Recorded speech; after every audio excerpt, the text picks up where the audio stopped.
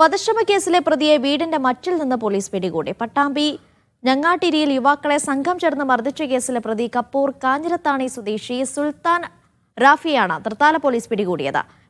പിടിയിലായ റാഫി 6 കേസുകളിലെ പ്രതിയാണ്.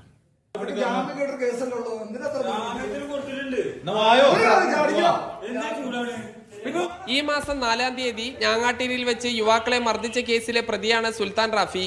പേനാക്കത്തി ഉപയോഗിച്ച് ക്രൂരമായി യുവാക്കളെ മർദ്ദിച്ചു. യുവാക്കളെ മർദ്ദിച്ച ശേഷം ഒളിവിൽ പോയ സുൽത്താൻ റാഫിക്ക് വേണ്ടി തൃത്താല പോലീസ് തിരച്ചിൽ നടത്തിയിരുന്നെങ്കിലും കണ്ടെത്താൻ കഴിഞ്ഞിരുന്നില്ല.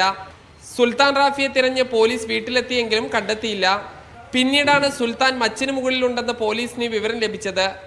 മച്ചിൽ ഒളിച്ചിരുന്ന സുൽത്താനെ പോലീസ് സംഘം താഴെ ഇറക്കി.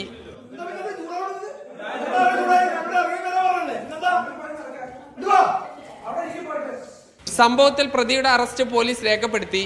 ചാലിശ്ശേരി, ചങ്ങരംകുളം, തൃത്താല പോലീസ് സ്റ്റേഷൻ പരിധികളിലായി 6 കേസുകളിലെ പ്രതിയാണ് സുൽത്താൻ റാഫി. മീഡിയ 1 പാലക്കാട്.